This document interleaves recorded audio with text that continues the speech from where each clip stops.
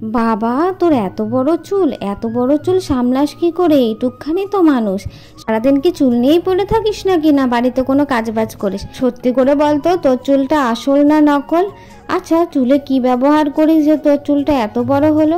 এই চুলের পেছনে মাস গেলে কত টাকা খরচ হয়, সব টাকা তো মনে হয় এই চুলের পেছনেই চলে যায়। তো বড় চুল নিয়ে কি নড়তে চড়তে পারিস নাকি সারাদিন খালি শুয়েই থাকিস? বাবারে বাবা, বিশ্বাস করো, বাড়িতে অনুষ্ঠান না হলে আমি জানতেই পারতাম না মানুষ আমাকে নিয়ে এত চিন্তা করে। মোটামুটি বুঝতে পারলাম আমার চিন্তায় কিন্তু তাদের খাওয়া দাওয়া ঘুম সবই উঠে গেছে। যাই হোক, জয় শ্রীরাম বলে আজকের নতুন ভ্লগ কিন্তু শুরু করলাম। নবজ লাইভে সবাইকে স্বাগতম। সবাই কেমন আছো? আশা করি সবাই অনেক ভালো আছো। তোমরা থাম্বনেল দেখে এতক্ষণ বুঝে গেছো আমাদের বাড়িতে একটা অনুষ্ঠান। তবে অনুষ্ঠানটা কি, অবশ্যই ভিডিও শেষে পুরো ভিডিওটা দেখলে তোমরা জানতে পারবে। বাড়িতে যদি অনুষ্ঠান থাকে তবে সেটা তো আর বলার কিছু নেই, কত রকমের যে কাজ থাকে। সেই কারণে কিন্তু মা সব বাইরের কাজগুলো করছিল আর আমি ঘরের কাজ করছিলাম।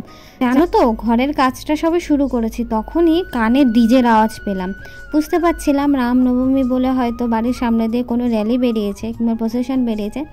তো সেটা দেখার জন্য আমি কিন্তু ছুটেছি রীতিমতো। আর আমাদের এখানে না বেশ ভালো অনেক লোকজন মিলে একটা র্যালি করে, তারপর আবার শ্রীরামকেও সাজানো হয়েছিল, বেশ ভালো ছিল, অনেক লোক হয়েছিল। কিন্তু এত গরমে বাপরে বাপ, আমি কিন্তু দেখে অবাক, এই গরমে কি করে র্যালিটা করবে। সে যাই হোক, টোটো বাইক সবাই যে যার মতন করে বেরিয়েছে, আবার ডিজে গান বাজাতে বাজাতে গেছে। সত্যি কথা বলতে কি জানো, আমি কেন গেছি, ওখানে না অনেক আর্মি ছিল, তারপরে ওয়েস্ট বেঙ্গল পুলিশ ছিল। তো আমি কিন্তু সেটা দেখতেই গেছি, একসাথে অনেক আর্মি অনেক পুলিশ, আমার দেখতে বেশ ভালো লাগে জানো তো। তোমাদের কার কার ভালো লাগে অবশ্যই কমেন্ট করে জানাবে। তবে একটা জিনিস বেশ ভালো লাগছিল, যেদিকেই তাকাচ্ছি সেদিকেই জয় শ্রীরাম, খালি জয় শ্রীরাম আর জয় শ্রীরাম। আমি একটু চিৎকার করে বলে উঠলাম, জয় শ্রীরাম, রামের নাম নিতে আর দোষ কোথায়, তাই না? রাম তো আমাদের ভালোই করবে। আর আমি অরিজিনাল সাউন্ডটা দিতে পারিনি কারণ কপিরাইট চলে আসবে বলে, তার জন্য। কিন্তু দাঁড়িয়ে দাঁড়িয়ে বেশ ভালো দেখছিলাম, সবাই জয় শ্রীরাম বলছিল। আমাদের এখানে দেখলাম অনেক মানুষ হয়েছে, মানে র্যালি মোটে শেষই হচ্ছিল না। তো আবার তখন মনে পড়ে গেল, না আমার ঘরে প্রচুর কাজ আছে, এতক্ষণ দাঁড়িয়ে দাঁড়িয়ে দেখার মতন সময় নেই, তাই পুরো র্যালিটা কিন্তু দেখতেও দেখিনি। বাড়িতে এসেই নিজের কাজকর্মগুলো করা শুরু করে দিয়েছি। এক করে জানো তো অনেক কাজ করেছি, সব কিছুর আর ভিডিও করা হয়নি, জাস্ট বিছানাটা গোছাচ্ছি, সেইটুখানি তোমাদের সাথে শেয়ার করলাম। আর সময়ও ছিল না, বাড়িতে অনুষ্ঠান হলো যে কত রকমের কাজ থাকে কি আর বলবো, তোমরা তো সবাই জানো। আর একটুখানি পর থেকে সব লোকজন আসা শুরু করবে। তো চলো তাড়াতাড়ি করে স্নানটা করে এসে তারপর তোমাদের সাথে কথা বলছি। 2000 years later. টুকুস করে স্নান করে কিন্তু আমি চলে এসেছি। তো আজকে ভীষণ তাড়াতাড়ি করে স্নান করেছি জানো, ইতিমধ্যে লোকজন কিন্তু আসা শুরু করে দিয়েছে। তারপরে আবার ভোগের প্রসাদ রান্না হবে, সেটারও ব্যবস্থা করা তো উচিত, মায়ের পক্ষে একা খুব চাপের হয়ে যায়। তবে তোমাদের সাথে এবার আসল কথাটা শেয়ার করি, যেদিনকে বিশাল ব্যস্ত থাকি কিভাবে আমি আমার চুলটাকে টেক কেয়ার করি। দেখো, 24 ঘন্টার মধ্যে 8টা ঘন্টা আমার চুলকে দেবো, 30 মিনিট দিনের মধ্যে, সেটা কিন্তু আমি নর্মাল দিনে সেগুলো পাই সময়টা। কিন্তু আজকে যেহেতু বাড়িতে অনুষ্ঠান একদমই সম্ভব না, তো সেহেতু কিন্তু আমি দেখো 5 মিনিট ভালো করে চুলটাকে আশ্রয় নিয়েছি। কারণ কি জানো, আমার চুলটা যত আশ্রয় চুলটা কিন্তু মাসাজ ভালো করে শুকিয়ে নিয়েছে, মানে চুলটা ছেড়েই কাজ করছিলাম যাতে চুলটা পুরোপুরিভাবে শুকিয়ে যায়। কারণ চুলের গোড়া যদি ভিজে ভিজে থাকে না, তাহলে কিন্তু প্রচণ্ড পরিমাণে হেয়ার ফল শুরু হবে। আর এখন এই গরমকালে এমনিতেই তো চুল ঘামা ঘামা থাকে, তো যতটা পারবে চুলটাকে কিন্তু শুকিয়ে নেওয়ার চেষ্টা করবে। তারপর অবশ্যই যত যাই ফ্যাশন করো না কেন, কাজের সময় কিন্তু চুলটাকে ভালো করে গুটিয়ে নিতে হবে, মানে ভালো করে শক্ত করে বেঁধে নিতে হবে, যাতে বাইরে থেকে কোনো ধুলো ময়লা কিংবা সূর্যের আলো আমার চুলকে যাতে কোনো রকমভাবে কোনো এফেক্ট না করে। যত চুলটাকে ভালো করে মাসাজ করবে, মাসাজ করার সময় দেখবে চুলের গোড়া থেকে একটা এসেন্সিয়াল অয়েল বেরোয়, ওইটা অটোমেটিক, যেটা আমাদের শরীরে সবসময় থাকে। তো চুলের গোড়া থেকে ওই এসেন্সিয়াল অয়েলটা বেরোয়, যেটা কিন্তু আমাদের চুলকে প্রোটেক্ট করে। আর সেটা কিন্তু আমাদের চুলের জন্য ভীষণ উপকারী। শীত গরম বর্ষা যখনই হোক না কেন, যেমনই সময় হোক না কেন, 5 থেকে 10 মিনিট তো চুলটাকে মাসাজ করা ভীষণ প্রয়োজনীয়। তো আমার যেহেতু আজকে একটু বিজি ডে, তো সেহেতু আমি চুলের পেছনে এক্সট্রা করে কোনো সময় দিইনি, জাস্ট ভালো করে একটু মাসাজ করে নিয়েছি। আর এই মাসাজটাই কিন্তু আমাদের চুলটাকে অনেক বেশি প্রোটেক্ট করবে। এরপরে বলি আমার ডেইলি ওয়েজ স্কিন কেয়ার, যেটা আমি নর্মাল দিনেও করি, ব্যস্ত দিনেও করি। তো এটা আমার হলো বেসিক রুটিন। তো জানো তো আমার না প্রচণ্ড পরিমাণে ড্রাই স্কিন। আমি শীতকালেও যেই ক্রিম ব্যবহার করি, যেই প্রোডাক্ট ব্যবহার করি, গরমকালেও সেই প্রোডাক্ট ব্যবহার করি, কিন্তু আমাকে কিছু না কিছু একটা ময়শ্চারাইজার অবশ্যই অ্যাপ্লাই করতে হয়। তো প্রথমে দেখো আমি কিন্তু রোজ ওয়াটারটা টোনার হিসাবে ব্যবহার করেছি, তারপরে কিন্তু একটা সিরাম ব্যবহার করেছি, তারপরে নিভিয়া সফট ক্রিমটা আমি ব্যবহার করেছি ময়শ্চারাইজার হিসেবে। আর অবশ্যই তো সানস্ক্রিনটা মাস্ট, যেটা আমি সবসময় ব্যবহার করি। আর ঠোঁটে কিন্তু একটা লিপ গার্ড ব্যবহার করেছি, যেহেতু আজকে অনেক কাজ করতে হবে, রান্নার ওখানেও থাকতে হবে, সেহেতু আমি একদম রেডি। আমি কিন্তু চোখের ওষুধটাও দিয়ে দিলাম। আমি না চোখের ওষুধটা দিতে খালি ভুলে যাই, তাও আজকে 2 মিনিট হাতে সময় নিয়ে দিয়ে দিয়েছি। আর এদিকে দেখো, স্নান করার পরে কিন্তু আমার একটা নিত্য প্রয়োজনীয় কাজ থাকে, যেটা আমি প্রতিদিন সবসময় করি। স্নান করার পরে আমার তুলসী মহারানীকে জল দিতেই হবে। আর যেহেতু এখন তুলসী মহারানীকে জল প্রদানের সময় চলছে, ঘটে জল দিয়ে এই মাসটায় তুলসী মহারানীকে জল দিতে হবে, তো সেহেতু কিন্তু আমি ঘটে জল দিয়ে দিলাম। আর তোমরা তো জানো আমার বাড়িতে ভোলে বাবা আছে। আর আমার নীলকণ্ঠ গাছটাতে জানো এত ফুল ফুটেছে, কি আর বলবো, দারুণ লাগে। জাস্ট গাছটা পুরো যেদিকে তাকাবে সেদিকেই খালি বেগুনি আর নীল হয়ে বসে থাকে। কিন্তু জানো তো আমার এই নীলকণ্ঠ ফুল গাছটাতে না এক রকমের পোকা হয়েছে, খালি না ফুলগুলোকে আঁকড়ে আঁকড়ে ধরে থাকে। দেখো এই পোকাগুলোর নাম কি জানি, কিরকম ভয়ানক দেখতে, কিরবির কিরবির করে। আচ্ছা পোকাগুলোর নাম কি তোমরা কেউ বলতে পারবে? আর কিরকমভাবে পোকাগুলোকে দূরে সরাবো বলো তো? মধ্যে কিছুতেই যাচ্ছে না, কত কিছু যে করে ফেলেছে, আর খালি ওই ফুলগুলোর কাছে গিয়েই খালি জড়ো হয়ে থাকবে। তোমরা জানলে একটু অবশ্যই আমাকে কমেন্ট করে জানাবে। তো এদিকে দেখো আমার তুলসী মহারানীকে জল দেওয়া হয়ে গেছে, ফুল তোলা হয়ে গেছে। এখন কিন্তু আমি ভগবানকে ফুল তুলসী দিচ্ছি, আর হলো ভোলে বাবাকে স্নান করাচ্ছি, জল দিচ্ছি। এইটা কিন্তু আমার নিত্য প্রয়োজনীয় কাজ। এই কয়েকটা কাজ না করলে কিন্তু আমার সারাটা দিন যেন কিরকম মাটি মাটি হয়ে যায়, মানে মন থেকে কোনো শান্তি পাই না। এই কাজগুলো হয়ে গেলে আমি মনে একদম ধীরে সুস্থে মনে শান্তিতে থাকি। তো চলো আজকে তোমাদের সাথে একটা জিনিস শেয়ার করি।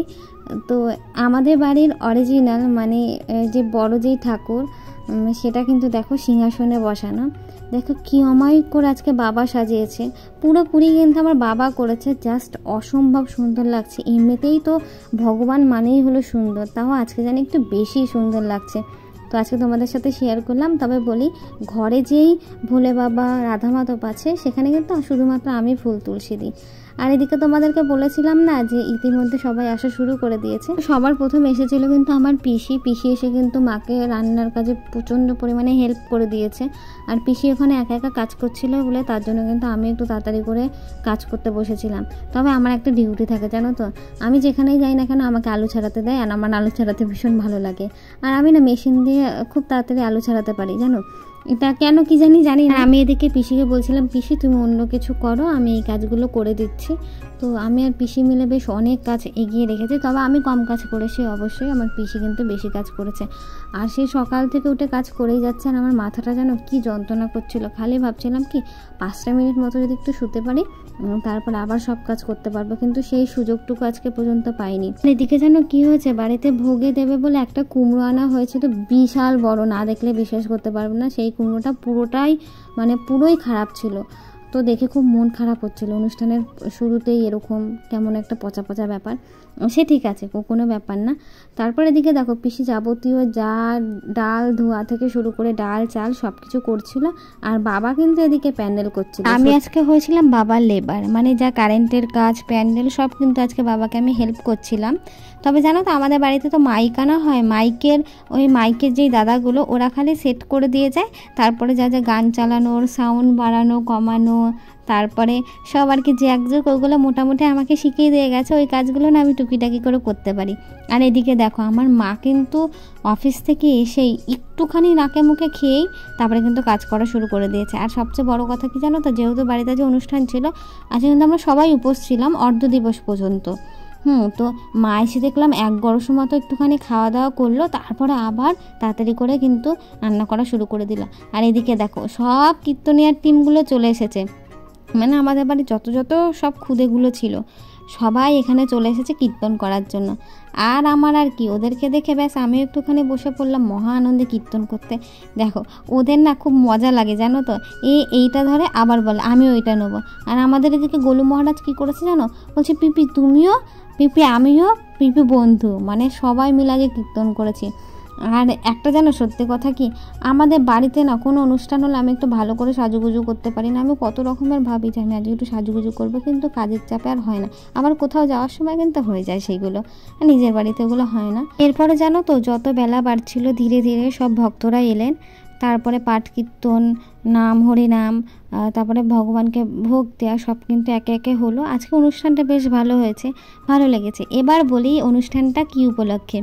ওই প্রথমে বলেছিলাম জয় শ্রীরাম, সেই রামনবমী উপলক্ষে কিন্তু আমাদের বাড়িতে অনুষ্ঠান, এটা প্রতি বছর আমাদের বাড়িতে করা হয়।